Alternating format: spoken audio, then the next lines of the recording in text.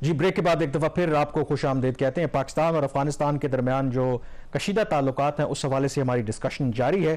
امریکہ اس حوالے سے کیا سوچتا ہے, اس پر بات کرنے کے لیے ڈاکٹر اسفن یار میر ہمیں واشنگٹن سے جوائن کر رہے ہیں. ماہر ہیں سیکیورٹی امور کے اور U S institute of peace کے ساتھ اس وقت کام کرتے ہیں. تو اسفن میر صاحب بہت شکریہ پروگرام میں جوائن کرنے کے لیے.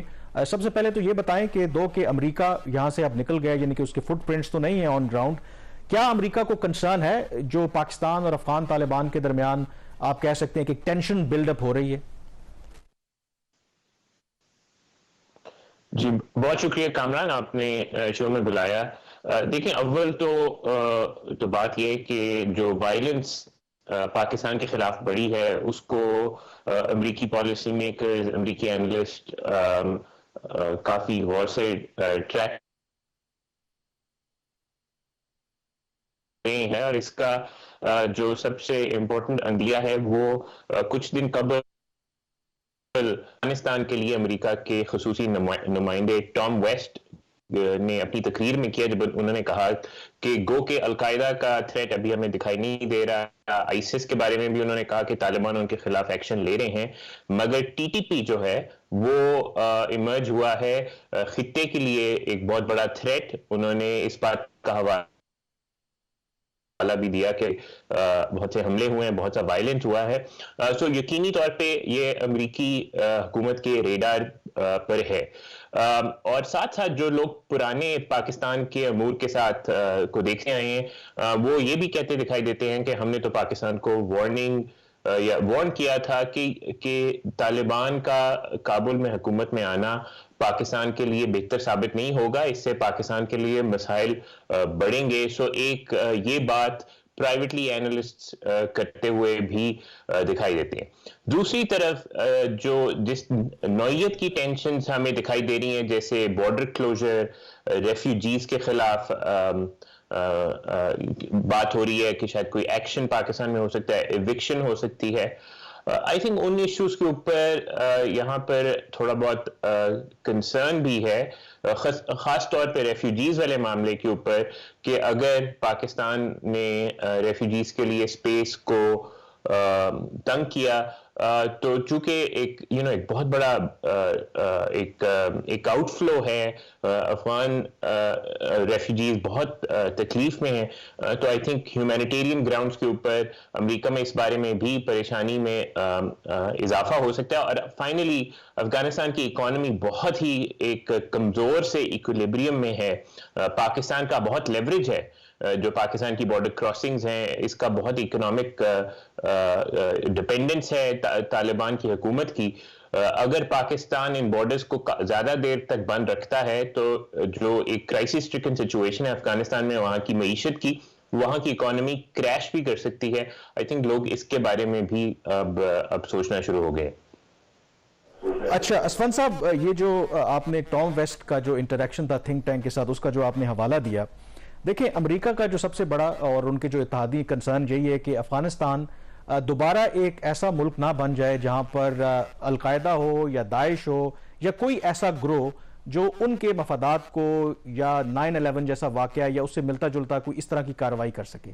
اب جو ٹام ویسٹ نے بات کی ہے اس کا تو مطلب ہے کہ مثلا انہوں نے کہا ہے کہ داعش ویک ہوا ہے, القاعدہ انہوں نے کہا ہے کہ جب سے سوڈان سے یہاں پہ موو ہوا تھا اس خطے میں اس وقت اپنے ویکسٹ اس پوائنٹ پہ ہے. تو اس کا مطلب ہے کہ آپ کو لگتا ہے کہ افغان جو طالبان ہیں وہ امریکہ یا مغرب کے جو کنسرنز ہیں وہ ایڈریس کر رہے ہیں, اور آن دی ادر ہینڈ وہ ٹی ٹی پی کو لے کر کے اس طرح سے وہ سیریس نہیں. تو اس کا مطلب ہے ڈو یو تھنک کہ یہ پاکستان کے لیے ایک مشکل چیلنج ہوگا کہ امریکہ اور باقی ملکوں کو آن بورڈ لیں, کیونکہ امریکہ کا کنسرن داعش اور القاعدہ ہے اس وقت, اور جو افغان طالبان ہیں ان کے کم از کم وہ کنسرنز وہ ایڈریس کر رہے ہیں. آئی تھنک پاکستان کے لیے یہ ایک لمحہ فکریہ ہونا چاہیے کہ طالبان جو ہیں وہ ان کے انٹرسٹ یا ان کے کاؤنٹر ٹیررزم کنسرنز کو بالکل بھی خاطر میں نہیں لا رہے. امریکہ کے لا رہے ہیں جن کے ساتھ انہوں نے 20 سال جنگ کی, اور ممالک کی بھی ان کے ساتھ ڈیلنگز ہیں اور وہ ان سے ایٹ لیسٹ پاکستان سے زیادہ سیٹسفائیڈ نظر آتے ہیں. مثلاً ایران کی حکومت نے بھی یہ بات کی ہے کہ ان کے کاؤنٹر ٹیررزم ایکسچینجز ہوتے ہیں, لیکن پاکستان کے معاملات جو ہیں وہ خراب ہوتے دکھائی دے رہے ہیں. لیکن یہ ضرور بات ہے کہ امریکہ کا کنسرن ابھی بھی ٹی ٹی پی کے بارے میں کچھ حد تک ہے. دیکھیں ٹی ٹی پی وہ گروپ ہے جس نے سن 2010 میں امریکہ میں حملہ کرنے کی کوشش کی.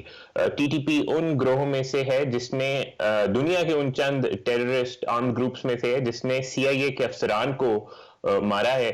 سو امریکہ میرا نہیں خیال کہ اگر ٹی ٹی پی کو اس طرح سپورٹ ملتی رہے گی تو وہ افغان طالبان کو اس پر کچھ نہیں کہے گا. آئی تھنک وہ افغان طالبان کی اس ایشو کے اوپر سرزنش کریں گے. گو کہ جو لیول آف پرائیورٹی ہے وہ ظاہر ہے القاعدہ اور داعش جو کہ امریکہ کے لیے بالکل ڈائریکٹ تھریٹس ہیں آج کے دن تک, چونکہ وہ گروپس امریکہ کو ڈائریکٹلی آج بھی کہتے ہیں کہ ہم اٹیک کریں گے جبکہ ٹی ٹی پی کہتا ہے کہ ہم نہیں کریں گے.